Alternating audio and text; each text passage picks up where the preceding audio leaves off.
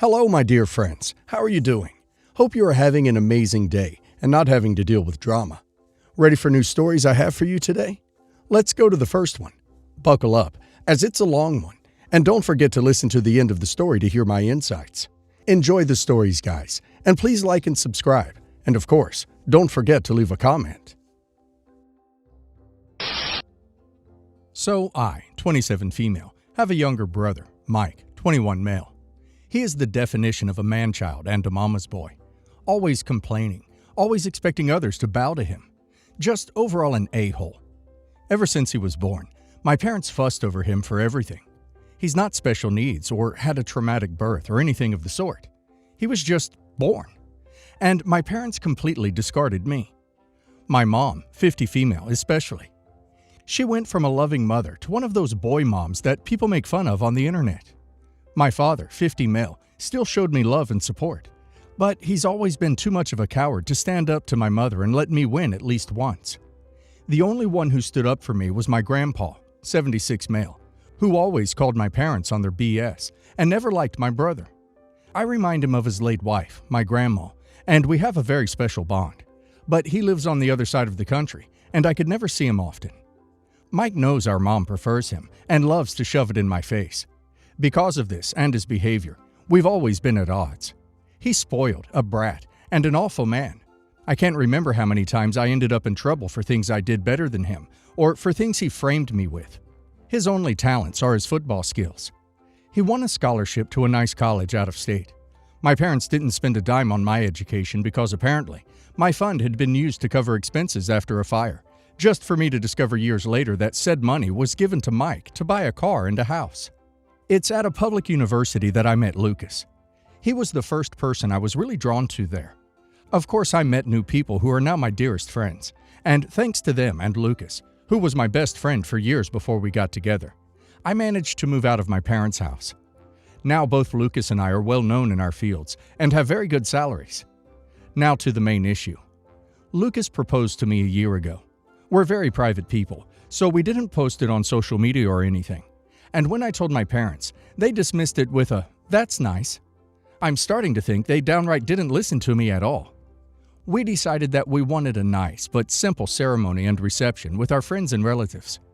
Lucas convinced me to invite my parents and brother, but they never responded to the invite.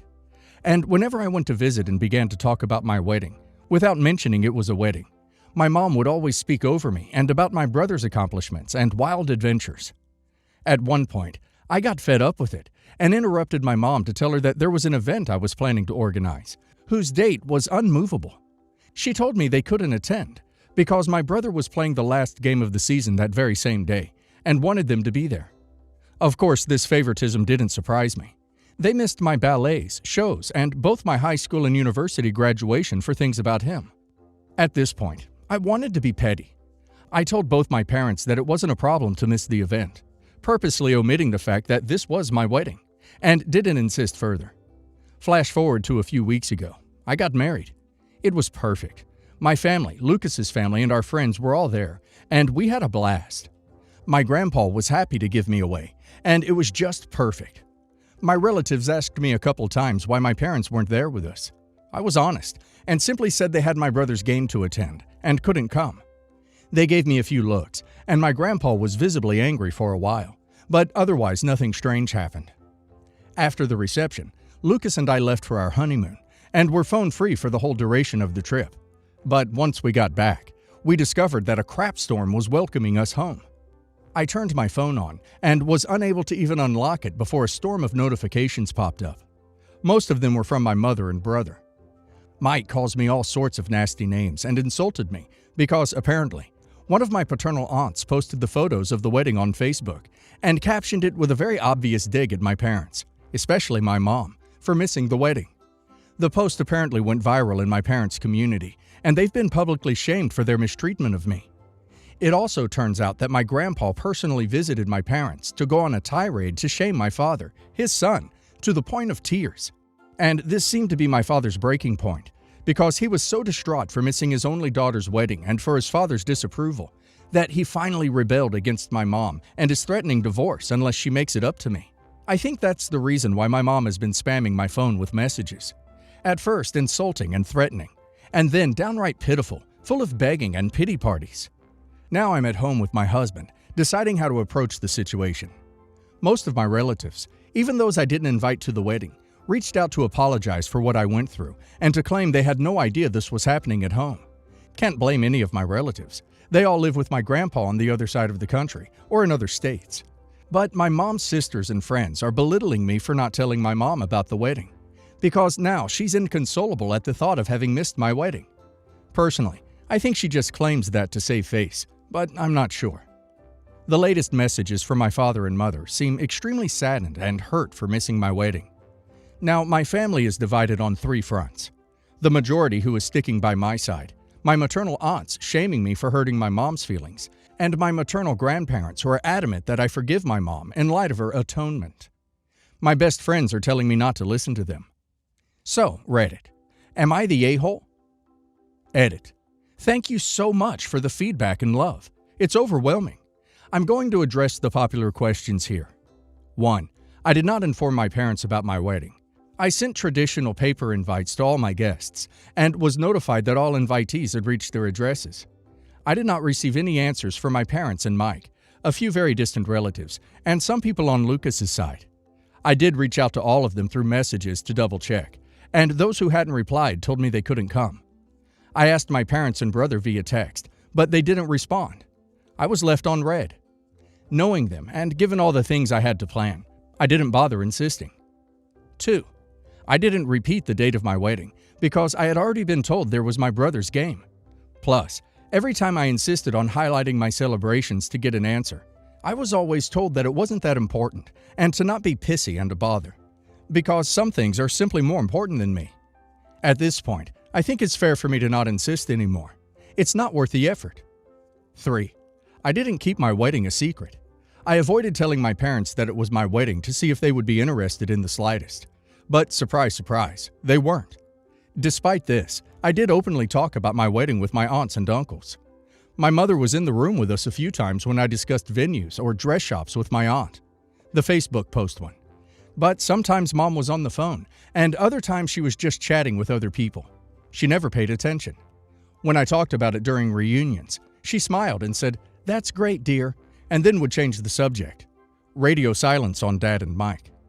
4. I kept in contact with him because, well, all the times I tried to go no contact in the past years, I've been harassed. I tried after my high school, bachelor's, and master's graduations, to which they never bothered to show up for reasons involving my brother. Every time I was shamed for daring to turn my back on family by my parents, my brother, my maternal aunts, and my maternal grandparents. I think the turning point here is that, all those times, Lucas wasn't by my side. We started dating a little after my last attempt at going no contact. And now that I have him here, I feel more confident in my stance. But before that, I wasn't this confident. As I already stated, all my paternal side lives on the other side of the country and wasn't aware of how they treated me. I did try to expose my parents once, at 14. My aunts, uncles, and grandpa reprimanded them and faked being sorry. And then once home, I got the beating and gaslighting of my life for lying. After that, I kept in contact regularly with my paternal side, but omitted my parents' aggression out of fear, which, to be honest, still haunts me to this day. Only Grandpa knew, but he was always threatened to be alienated from me if he tried anything. 5. My parents and I are not from the same city. I live an hour's drive from them, and they don't know my new address because once, my brother tried to break in my apartment to steal some cash, and my mother backed him up, claiming that siblings share their goods. Now I moved, and I'll be sure not to tell them where I live. 6. My parents didn't buy my brother a car and a house before he even started high school. They bought him a car for his 16th birthday, and a house near his college when he began freshman year. They didn't spend the money of my fund right away. They just lied to me to use it later for my brother, keeping it stored for later in the meantime. Well, I think OP handled it like a pro. OP's mother isn't sorry she missed the wedding. She's sorry that everyone found out she's a terrible mother. OP should ignore her. She made her choice 1,000 times while OP was a child. She can face the consequences of all those choices now. OP should also ignore anyone who has the nerve to tell her it's OP's fault her parents missed the wedding they were invited to because they couldn't be bothered to pay attention to the kind of invitation OP gave them. And now let's hear the community's opinion. Not the a-hole. I'd be incredibly petty and just no contact your parents and your mom's family. See how they like being ignored. However you handle it, congratulations to yourself and Lucas. May you always have happiness in each other. Not the a-hole. Actions have consequences. Mike is the golden child to the point of things being dysfunctional. You have created your life accordingly based on what they have done. Your mom controlling everything and your dad enabling her. And now they're unhappy because they've been shamed for it. I am, however, pleased your dad might be waking up. Please give a hug or high five to Mr. Grandpa for me, depending on what kind of guy he is, for the star that he is. You go and live your best life where people value you. Also, congratulations to both you and your husband. You've done absolutely nothing wrong. Not the a-hole. You've told them about the wedding. They got an invite, which they declined because of your brother's last game, and there's nothing you could have done more. It's on them, and I'd duck that noise coming from those blaming you. Just don't react. Don't engage. You did good, although I feel sad for you. But I guess this was just the consequences of their decades-long actions. Stop contact and enjoy married life, and congratulations. My, female 31, husband's, male 34. Family is Christian. Hubs and I aren't. They're from the USA. My husband moved to Europe where we met. His family is pretty well off and the house market here is crazy. So his family gifted us money to purchase a house as a wedding gift for that exact purpose. We were very grateful and accepted. We're child-free and never want to have children. His parents are kind, but tend to push their religion on others. For example, Hubs and I weren't allowed to sleep in a room together pre-marriage.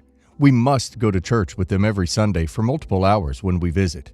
I'm not allowed to wear shorts when visiting. I can't wear a bikini when using their pool. You name it. I accept it for the sake of family peace.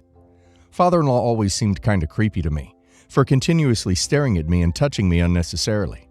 Husband wanted to call his parents out on multiple occasions, but I stopped him to not cause drama. We only see them like 1 to 2 weeks a year anyway.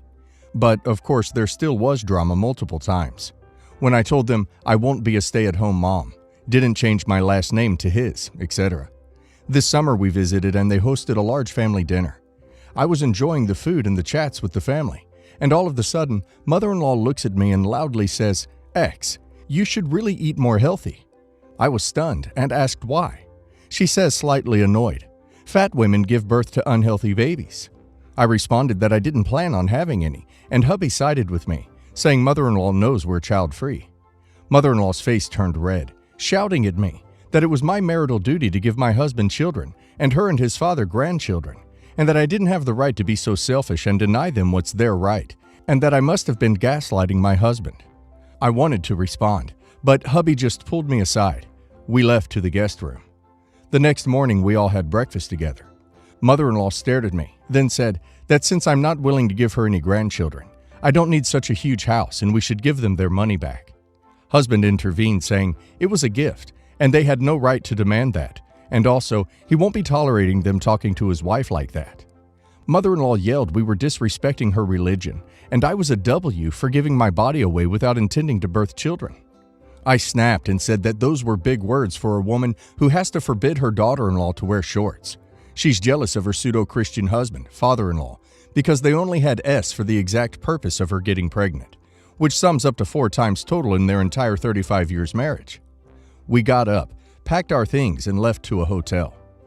Am I the a-hole for cussing like that and causing drama? Not the a-hole. It's always easy to say, take the high road, don't stoop to their level. But sometimes you've just got to tell some people to go royally duck themselves, in my humble opinion. And you did well to hold your tongue for as long as you did. Personally, that would be my last visit I'd have with my in-laws if I was in your shoes. And if by some chance I ever did have kids, they certainly wouldn't be seeing them regardless. Reminds me of that time my, thankfully former, mother-in-law asked me why I didn't just off myself when I explained to her I wasn't intending on ever having kids and why. And that it was my duty as a woman to birth soldiers for the army of God to spread His word across the world. Fun times. Not the a-hole. Not the a-hole. You gave as you got. Could you have been the bigger person and just walked away, responded calmly? Sure, but it seems like that is what you did on multiple occasions before. And sometimes it gets to a point where that isn't an option anymore. Your mother-in-law calling you what she did was that point. My ex and I split a few years back. We had 2 kids and split when they were babies. They have always lived with my ex, and I see them a few times a month when I'm not working weekends, which is frequent. I am remarried and have full custody of my other child I had in a previous relationship. My current wife has no children yet, but wants to try for one. I also just live in a trailer, and my wife is pushing me to save for 5+ acres and a big home for us. My ex-wife got married and moved in with her new husband. I was dropping the kids off at her new place, and her husband has his own land and only one neighbor, and the house was 2 stories.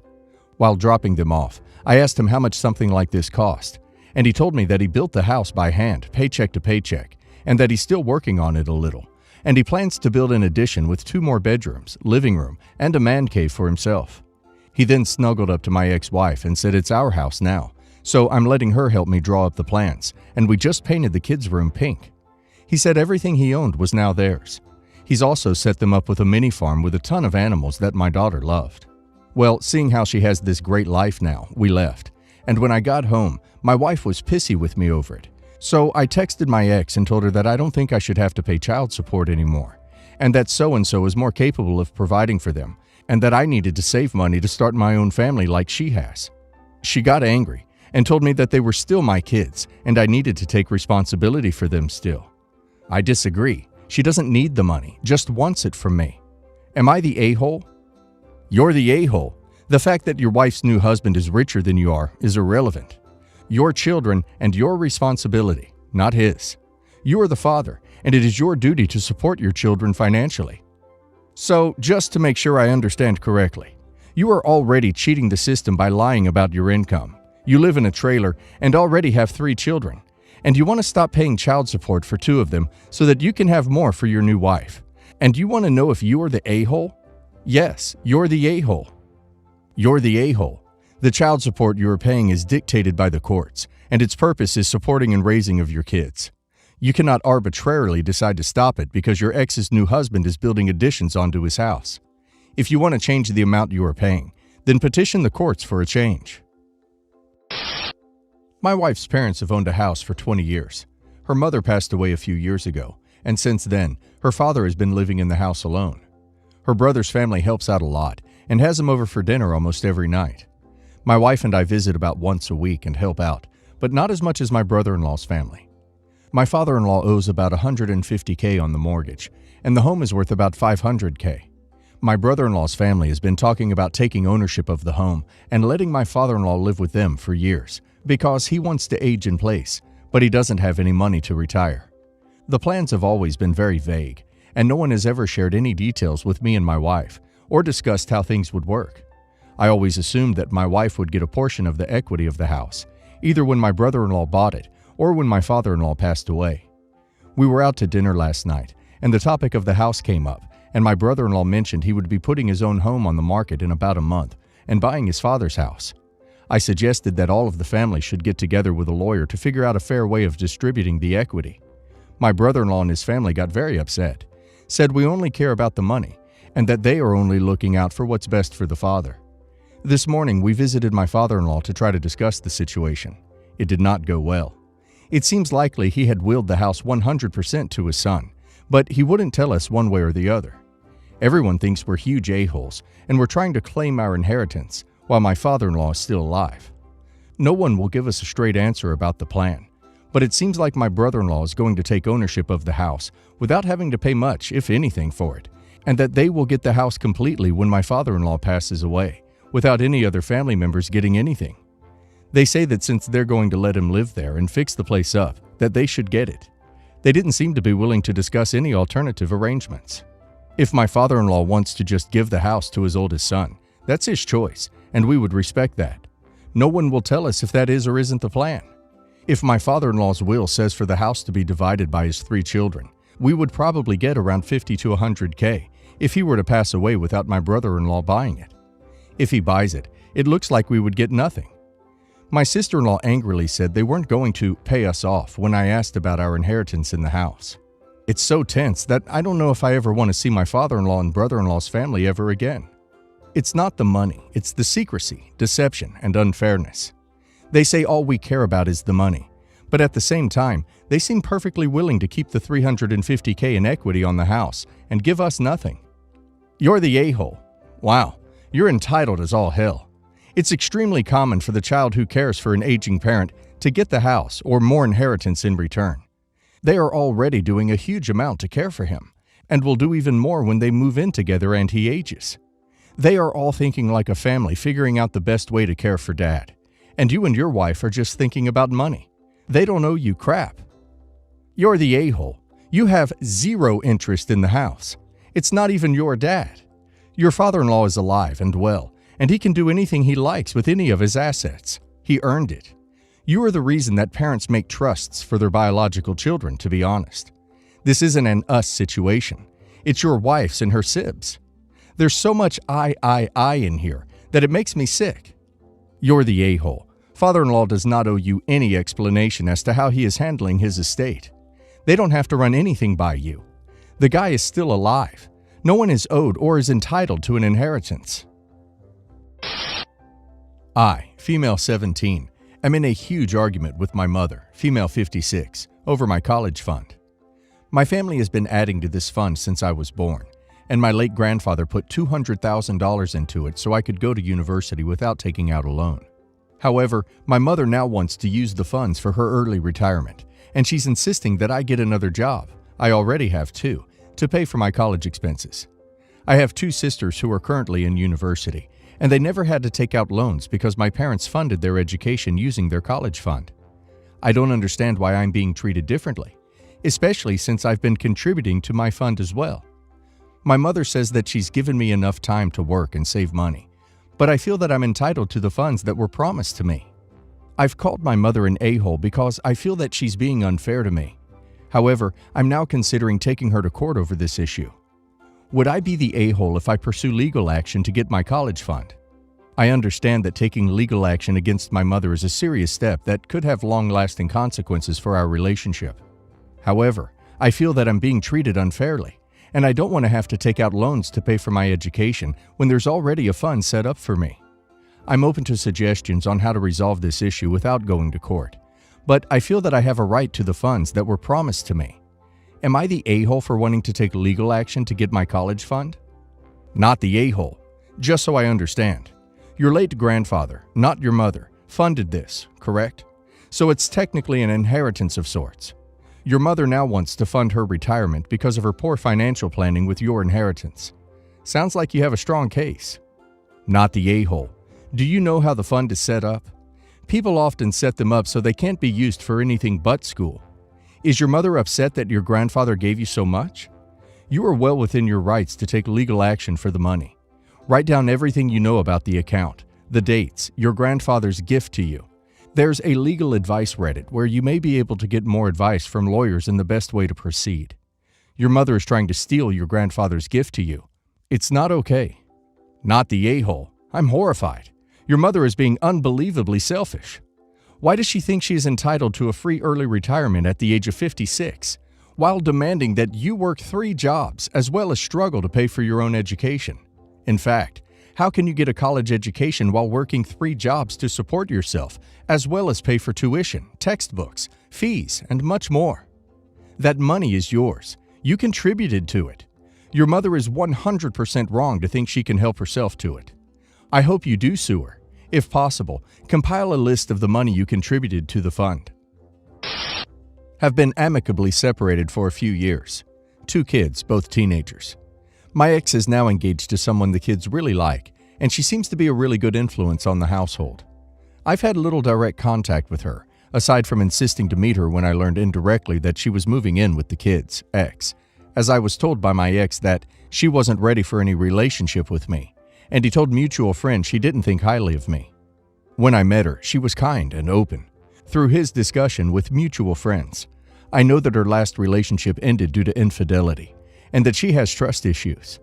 I've also learned through mutual friends that my ex has not disclosed to her that our marriage ended due to him having an affair.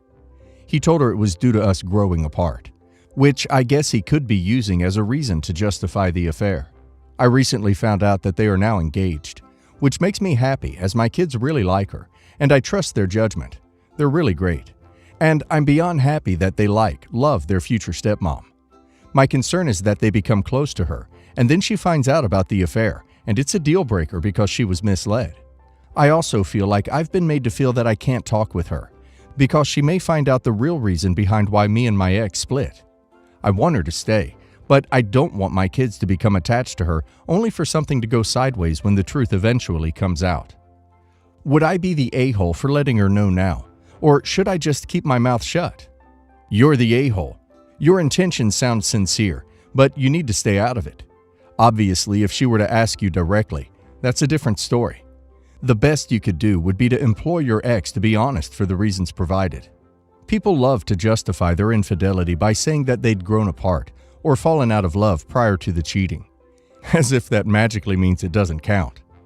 Gentle, you're the a-hole. I understand why you are concerned, but it's really none of your business. Also, keep in mind that you're receiving a lot of this intel third hand. You really don't know what kind of conversations they've had behind the scenes. If she approaches you directly, then be honest, but until that day happens, it's best to stay out of it. Your ex is deliberately lying to their new partner to make themselves look good and blameless, and the partner deserves to know the truth about who they're really dating. I'm not sure it should come from you, but someone needs to set the record straight, not the a-hole. Edit. I've decided I'm just going to let it go and continue making sure the kids are good, regardless of what life throws our way. I'll continue to be kind and supportive of ex and fiancé, and when she finds out, it's not really any of my business how they deal with it. Aside from sharing a couple of really rad kids, his life is his to live, and mine is mine, and we'll each reap the consequences of our own choices. For those suggesting friends mention it to her, one couple, never met her nor spoken with her in person. They've only talked with ex, and have encouraged him to share with her when he disclosed to them that he hadn't. If they went directly to her, it would be glaringly obvious it was because of me, as he's not told them about the engagement. They've talked a couple of times since the engagement, but he never mentioned it to them, and they only were just surprised to find out when we were visiting and they asked after him. His family knows, my family knows, and both of our families are awesome. Eventually, I'm sure something will come out, but I'm going to go with my gut and continue to focus on raising strong kids who feel loved by family no matter what, and just be nice to the soon-to-be new member of the family.